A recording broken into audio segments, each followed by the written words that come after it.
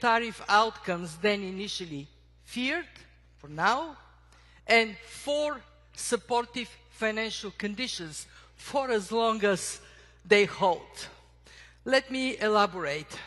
First reason, better policy fundamentals and global coordination.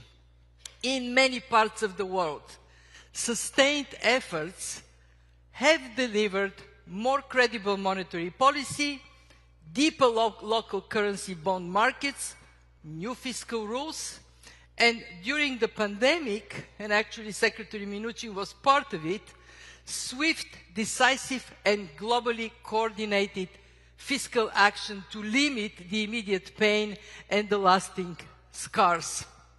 Emerging market economies, in particular, have significantly upgraded their policy frameworks and institutions. We just put out a report on progress they have made, quantifying the gains. These economies now perform better when shocks strike than before the global financial crisis.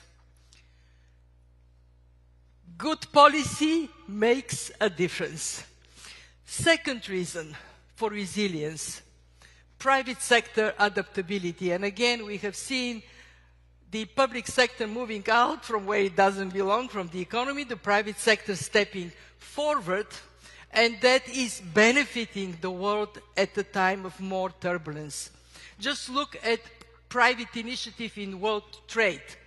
Companies have been front-loading import orders in advance of tariff hikes and reorganizing rapidly their supply chains.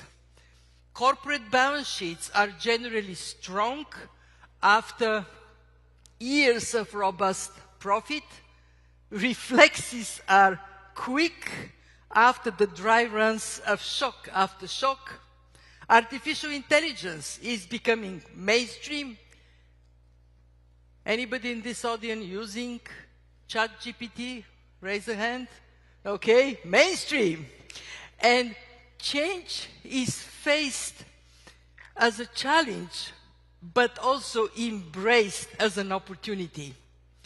Third reason, tariffs, where the shock has not been as large as initially announced. The US trade-weighted tariff rate has fallen from 23% in April to 17.5% now. This is still much higher than it was before. The US effective rate, we calculate that it is around 9 to 10%. In other words, what is collected as tariffs is far above the rest of the world. But the world has been relatively steady this year with very few cases of retaliation. In short, the world has avoided a tit-for-tat slide into a trade war for now. But openness has nonetheless taken a big hit, and the story is not over. US tariff rates keep moving. Trade deals with the UK, the EU, Japan, soon Korea, they have nudged some rates down, while disputes with Brazil and India have pushed others up. And other countries' rates also are likely to move somewhat more.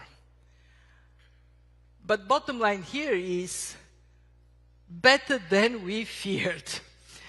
For reasons, supportive financial conditions. Fired up by optimism about the productivity-enhancing potential of AI, global equity prices are surging. This plus tight risk spreads leaves funding markets generally wide open, and in addition, the dollar's slide earlier this year gives precious relief to non-US borrowers with dollar-denominated debt. So here we have it, 4 factors behind the economic resilience we have seen this year. But before anyone heaves a big sign of relief, please hear this. Global resilience has not yet been fully tested. And there are some worrying signs the test may come. Just look at the surging global demand for gold.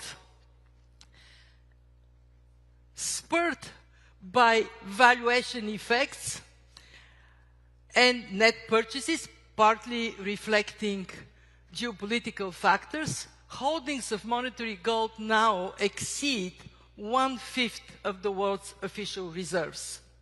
On tariffs, the full effect is still to unfold. In the US, margin compression could give way to more price pass-through, raising inflation, with implications for monetary policy and for growth.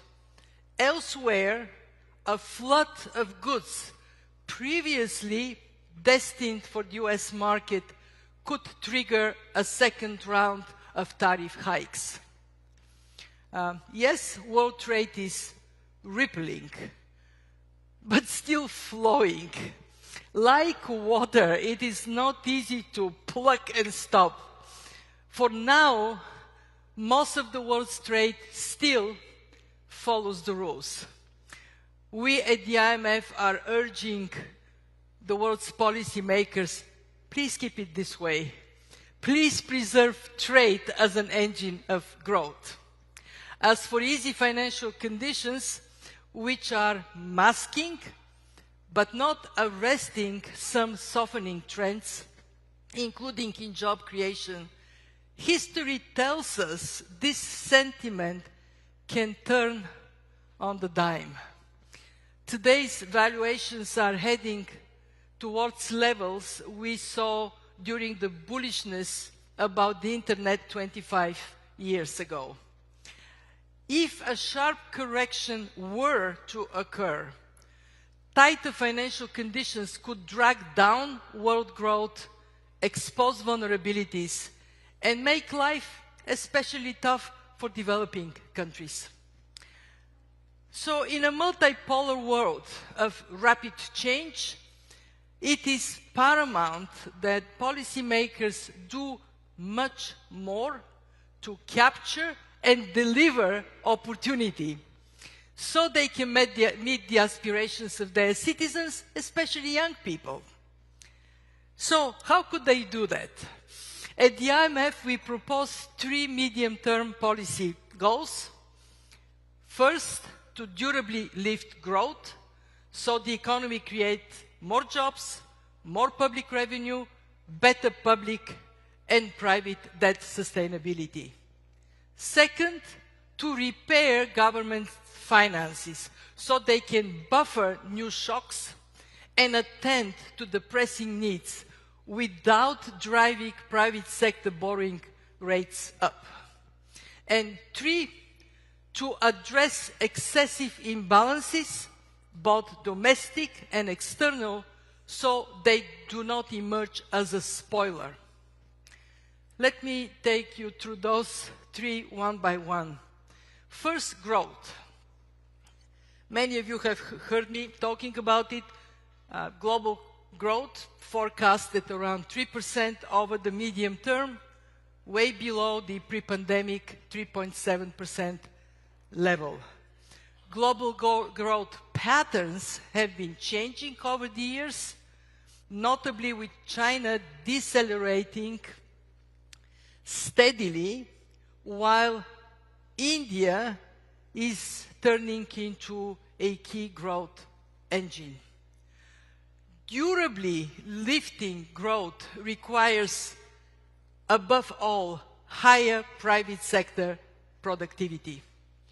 And for this, governments must provide and protect the basic building blocks of free markets, including property rights, rule of law, good data, effective bankruptcy codes, strong financial sector oversight, and independent yet accountable institutions. In too many economies, private sector productivity is tangled up in red tape, and startups can neither start nor grow. Competition, of course, is key, and regulation must not tolerate or create unfair advantage. So, today, I call on our member countries to embrace a regulatory house cleaning to release entrepreneurship energy, supported by strong institutions and governance. This is not a time for self-inflicted injuries. This is a time to get the house in order. To Asia, I say, deepen internal trade to include more final goods and more services, and press forward with reforms to strengthen the service sector and access to finance. Our analysis suggests that a push for more regional integration, notably by lowering non-tariff barriers, could raise GDP by 1.8% in the long run. To sub-Saharan Africa, I see the Kenyan ambassador here. Gains from reforms